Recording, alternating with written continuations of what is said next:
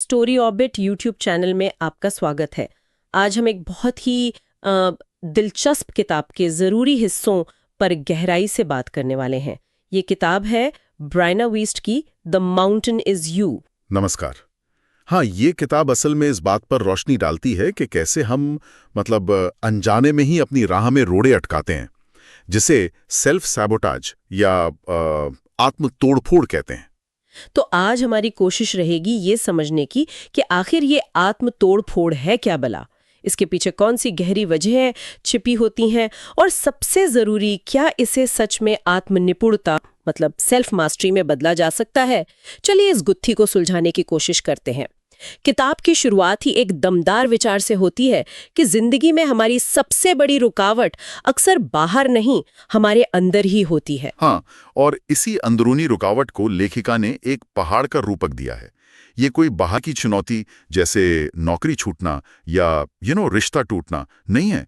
ये हमारे अंदर की अस्थिर नींव है जो हमारे सोचने, महसूस करने और जीने के तरीके पर असर डालती है। मतलब ये पहाड़ असल में हमारे भीतर है।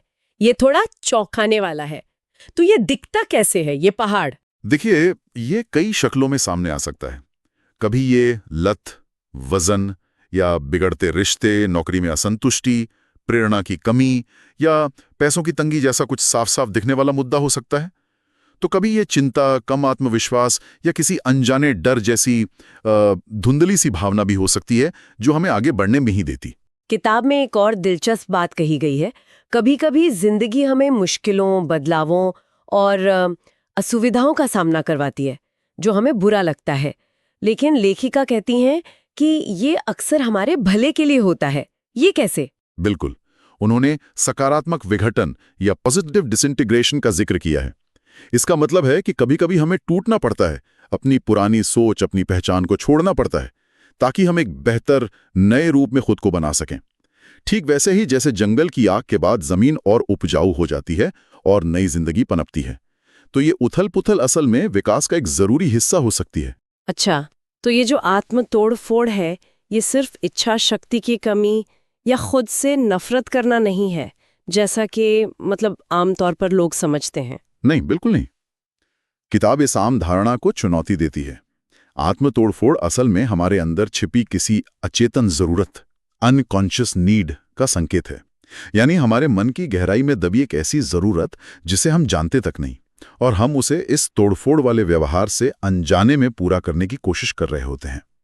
इसे समझने के लिए थोड़ी गहरी मनोवैज्ञानिक खुदाई करनी पड़ती है। क्या इसका कोई उदाहरण है किताब में, कुछ कॉन्क्रीट? हाँ, कार्ल जुंग का अपना अनुभव है। जब वो बच्चे थे, एक बार स्कूल में गिर के बेहोश हो गए। उनके मन में ख्याल आया शायद अब स्कूल नहीं जाना पड़ेगा। इसके बाद उन्हें बेवजह बेहोशी के दौरे पड़ने लगे।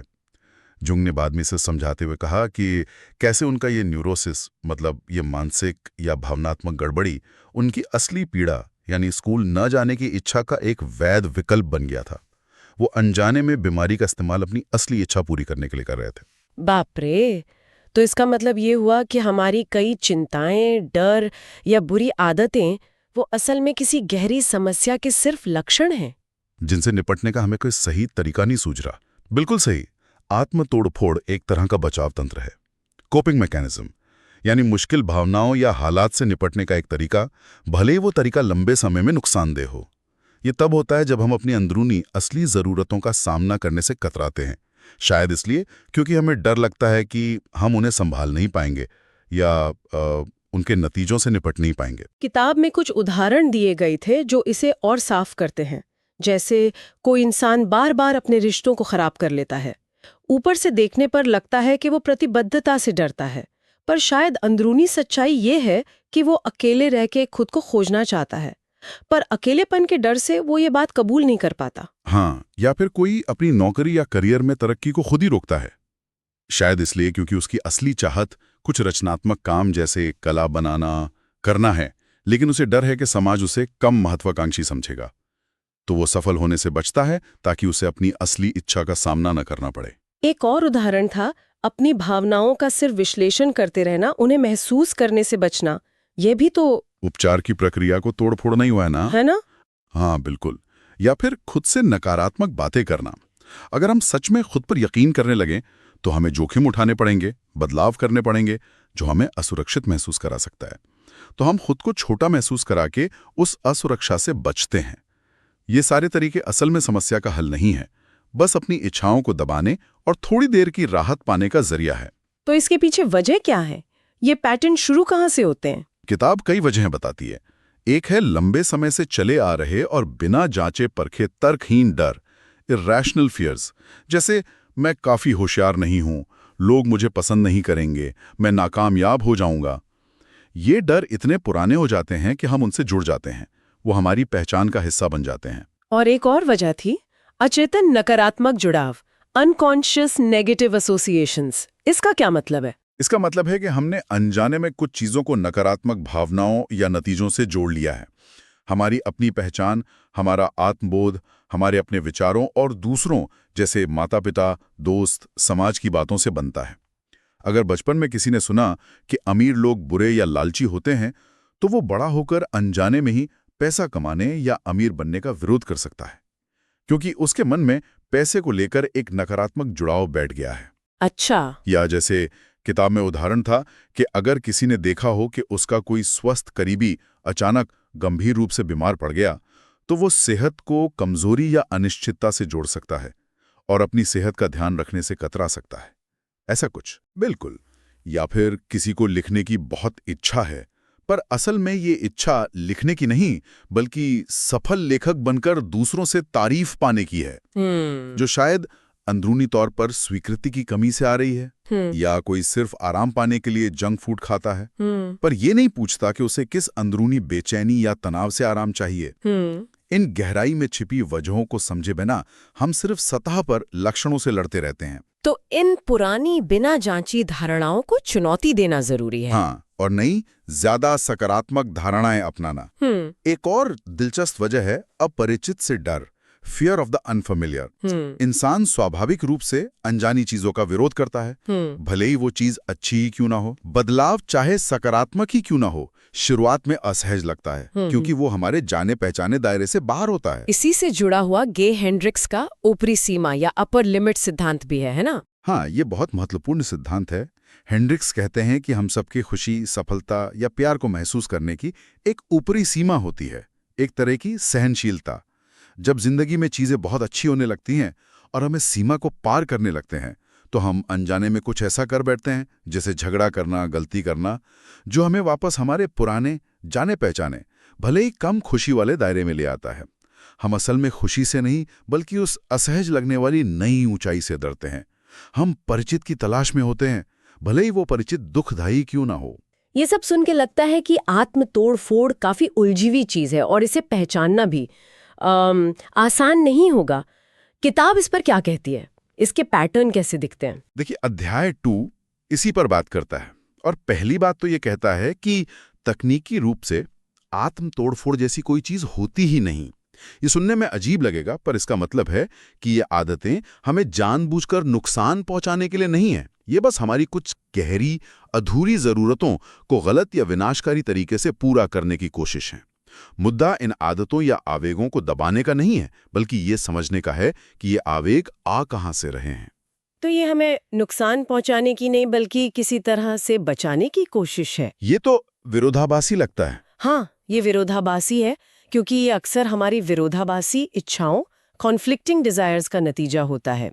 एक तरफ सचेत स्तर पर हम कुछ चाहते हैं, जैसे कामयाब होना, प्यार पाना, स्वस्थ रहना, लेकिन दूसरी तरफ अचेतन स्तर पर हमारी कोई और इच्छा या डर होता है जो इस पहली इच्छा के रास्ते में आता है, और हम इन दो पार्टों के बीच पिसते रहते हैं। आगे बढ़ना चाहते हैं पर बढ़ नहीं पाते। क्या आप इसका कोई उदाहरण दे सकते हैं, थोड़ा और साफ करने के लिए?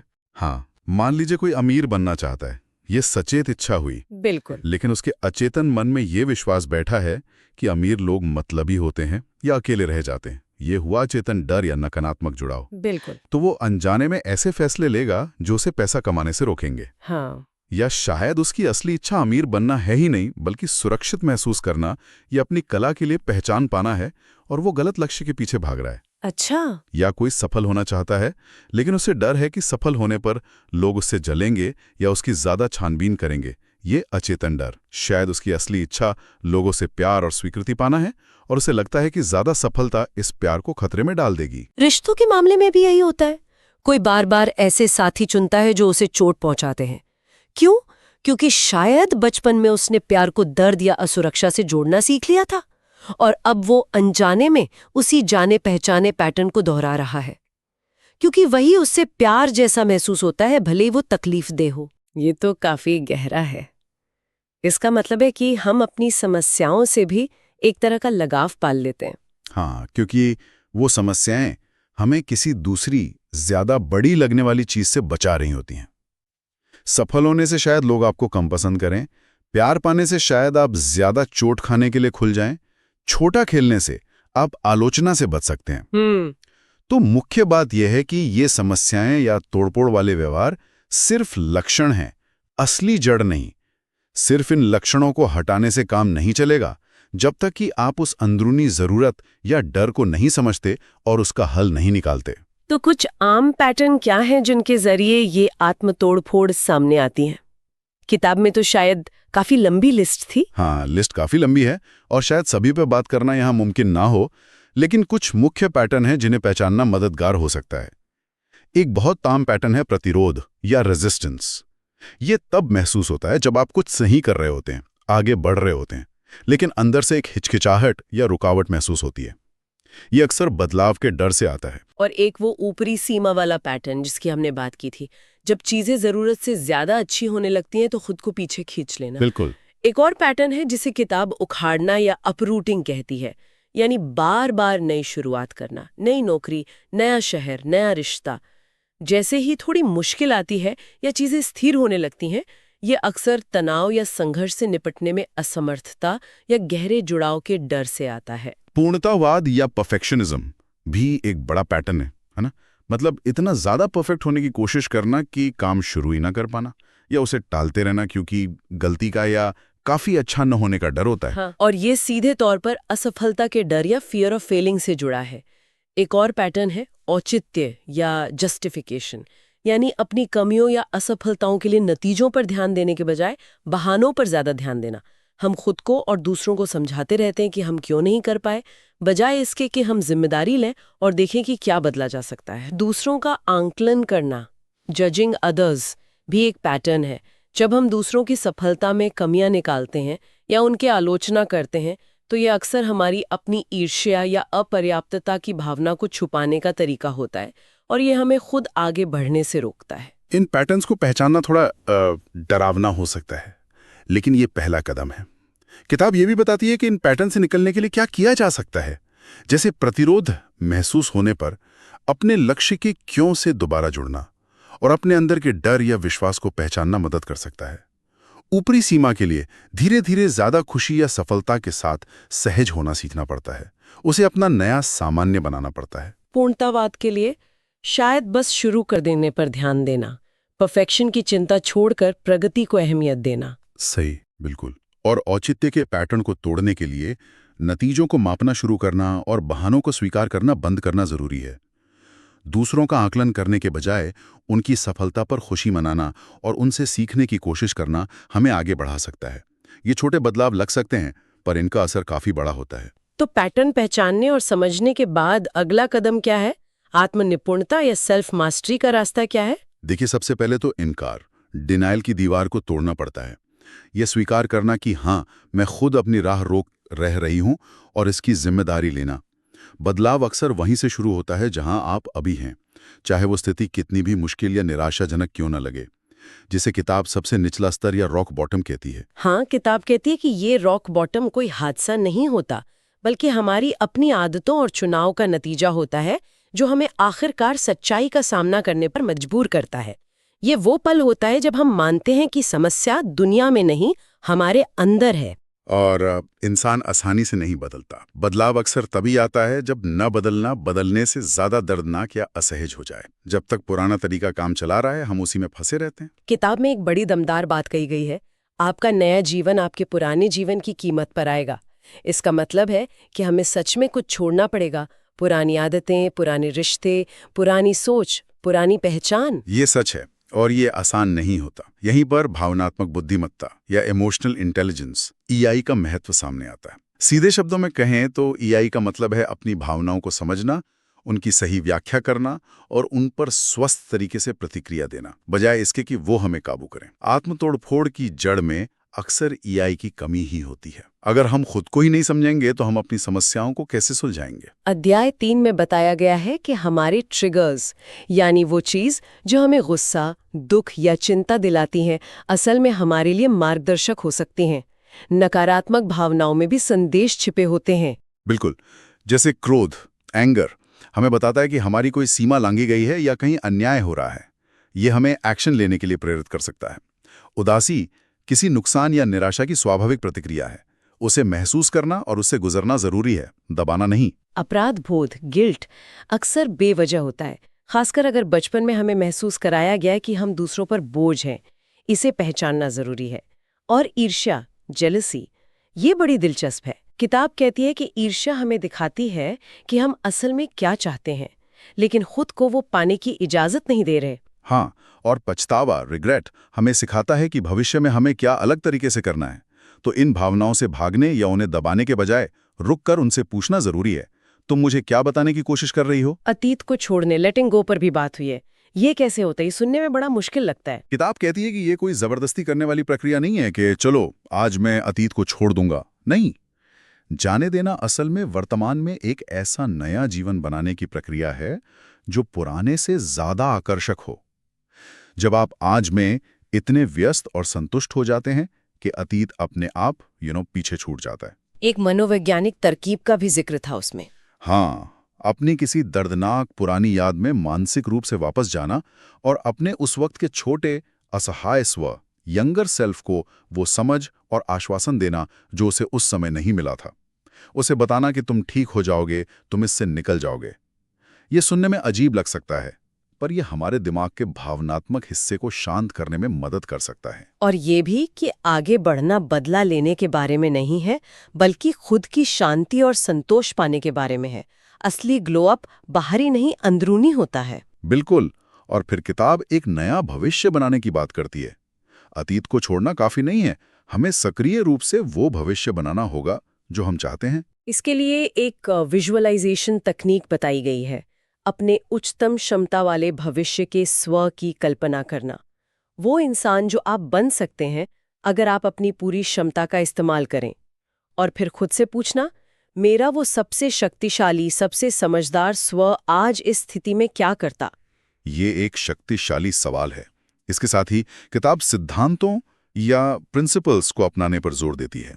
सिद्धांत वो मौलिक सच या नियम होते हैं जिन पर आप अपना जीवन बनाते हैं, जैसे ईमानदारी, अनुशासन, करुणा, जिम्मेदारी।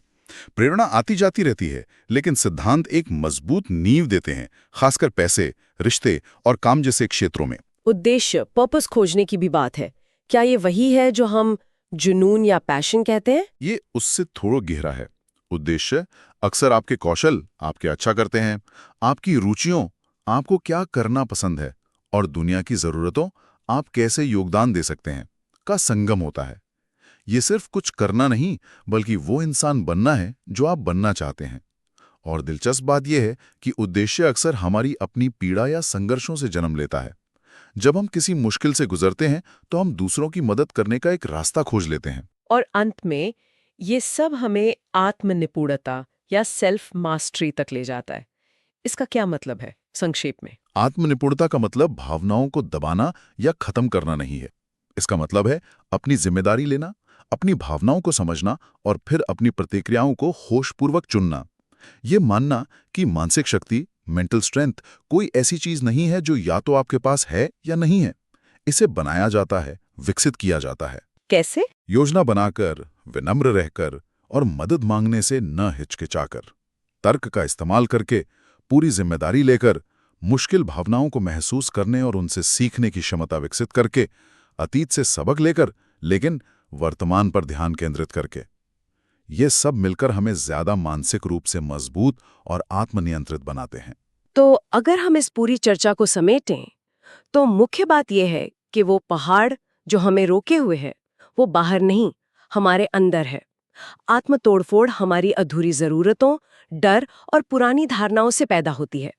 लेकिन अच्छी खबर ये है कि इन पैटर्न्स को पहचानकर, अपनी भावनात्मक बुद्धिमत्ता बढ़ाकर और जिम्मेदारी लेकर हम इस पहाड़ पर चढ़ सकते हैं और आत्मनिपुणता हासिल कर सकते हैं। बिल्कुल। तो इस सब का मतलब क्या है लिसनर्स के लिए? शायद यही कि हमें अपनी सबसे बड़ी रुकावट बनने की क्षमता है, लेकिन साथ ही हमें अपना सबसे बड़ा समाधान बनने की भी उतनी ही क्षमता है। चाबी हमारे अंदर ही है। बहुत खूब कहा। और इससे एक महत्वपूर्ण सवाल मन में आता है, क्या ये मुमकिन है कि वो असुविधा, वो बेचैनी जो हम अक्सर महसूस करते हैं, वो इस बात का संकेत नहीं है कि कुछ गलत हो रहा है, बल्कि वो इस बात का इशारा है कि हम तैयार हैं अपनी मौजूदा सीमाओं से आगे बढ़ने के लिए, उस पहाड़ पर चढ़ाई शुरू करने के लिए। ये सोचने के लिए एक बेहतरीन नुक्ता है। अगर आपको ये वीडियो पसंद आया तो कृपया लाइक करें, कमेंट करें और हमारे YouTube चैनल स्टोरी ऑर्बिट को सब्सक्राइब भी करें। अगली बार फिर मिलेंगे एक नई गहरी चर्चा के साथ।